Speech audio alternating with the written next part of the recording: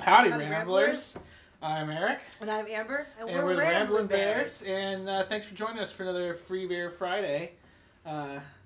We have a little bit of this oatmeal porter left over from the holidays. Yeah. And so we want to give you a late Christmas present, share the recipe, talk a little bit about what makes the beer. Yeah, so a porter is a dark brown beer. It was popular in the 18th and 19th centuries and was called porter because a lot of the porters that made deliveries back then liked to drink it after they were done working for the day. Has a lot of nutrients in it. It's very filling and it's pretty yummy. We're a fan of the oatmeal stouts, and your mom's a big fan. Yep, she loves them.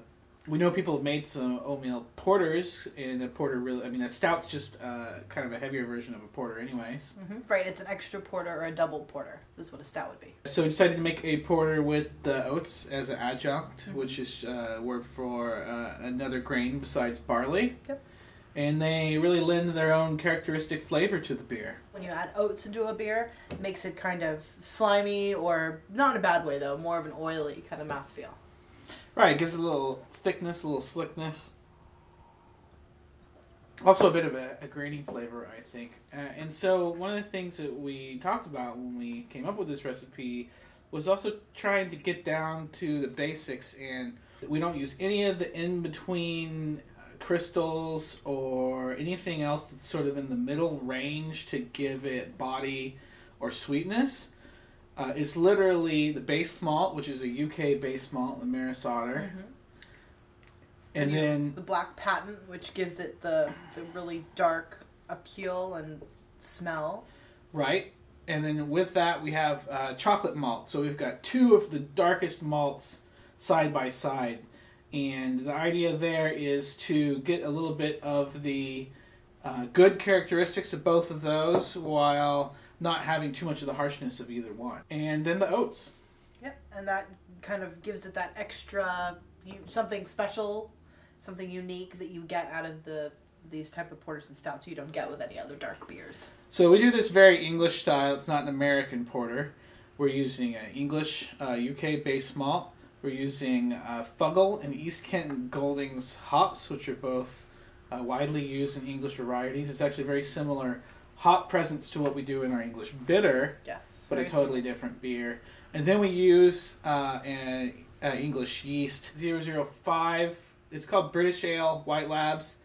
It doesn't work too well in our other British beers. It works really well in the porter. Our porter likes it. But it's a pretty good beer, I have to say. It drinks well. All in all, the appearance you can see. Very dark.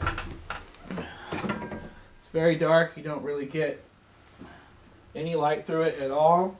Very, very tan color. Almost darker than a latte, even. Yeah, I would say cappuccino colored foam here. It's pretty dark. The aroma is an intense coffee and chocolate. I almost think just chocolate coffee. I think it's more chocolatey than coffee. You think so? Yeah. Almost like a chocolate-covered espresso bean or something. Exactly. Very, very much. You're getting a double dose of those roasted flavors that everybody loves so much. Yep. And then as far as the taste, it's good. Now, I always think the taste is a lot more coffee than chocolate. That's the funny thing. It tastes a little bit more coffee, but it smells a little bit more chocolate. So between the smell and the taste, you're really getting all of the aspects of those heavily roasted malts.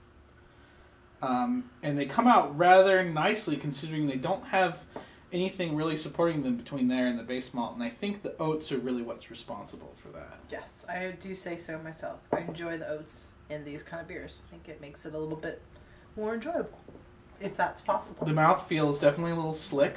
Mm-hmm. Aftertaste. You definitely taste a little bit of alcohol, especially in the aftertaste. Mm-hmm.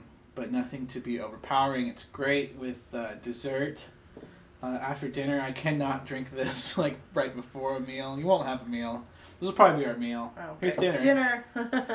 We're going to put this recipe up on Hopville so that you can see it. It should be Hopville / I don't know what, / Ramblin' Bears. Right, sure, Ramblin' Bears. We'll put a link in the description box. It's the second place for porters at the Dickens Fair last year, not this one just passed. We had a good time going though, and I was the only girl who won an award in the whole shebang. This is the beer we were making in the last Free Beer Friday when we talked about mashing. And you can actually see how dark it was then. So if you'd like to see that, we'll link to the fruit bowl. Just click it. Click on the fruit. Yep. Go get the recipe. Get the recipe, make it, enjoy it.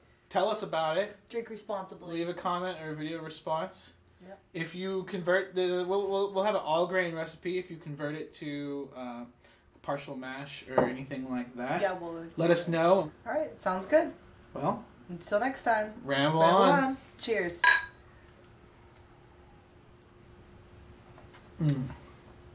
Dinner. I love it on food shows. They like have to cover their mouth and they're like, "Oh, it's so